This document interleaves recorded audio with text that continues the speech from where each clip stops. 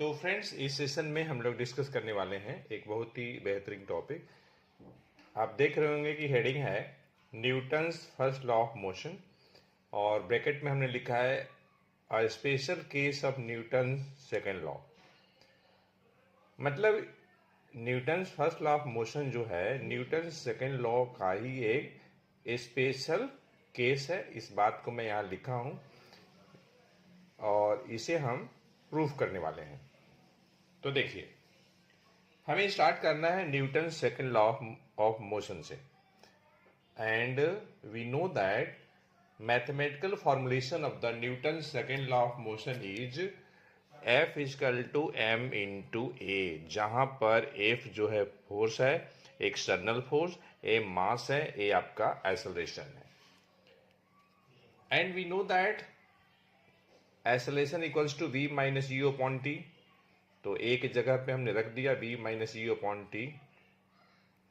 अगर हम external force को जीरो कर ले, एफ यहाँ पे एक्सटर्नल फोर्स है, अगर हम एक्सटर्नल फोर्स को जीरो कर लें तो उस सिचुएशन में product of mass and acceleration will be zero.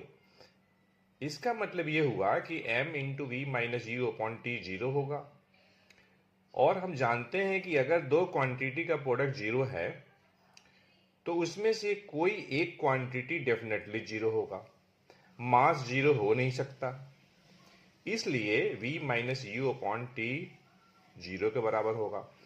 और हम ये भी जानते हैं कि अगर किसी क्वांटिटी में दूसरी क्वांटिटी से डिवाइड करने पे जीरो आ जाए तो इसका मीनिंग ये हुआ कि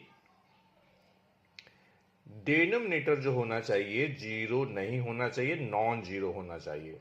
किसी क्वांटिटी में हम नॉन जीरो क्वांटिटी से डिवाइड करने पे अगर जीरो आ रहा है, इसका मतलब ये हुआ कि डेफिनेटली न्यूमरेटर को ही जीरो होना पड़ेगा।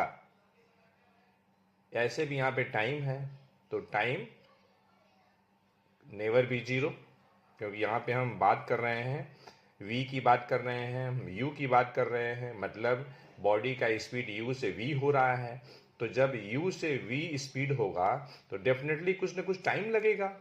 इसका मतलब ये हुआ कि यहाँ पे टाइम जो है जीरो के बराबर नहीं होगा।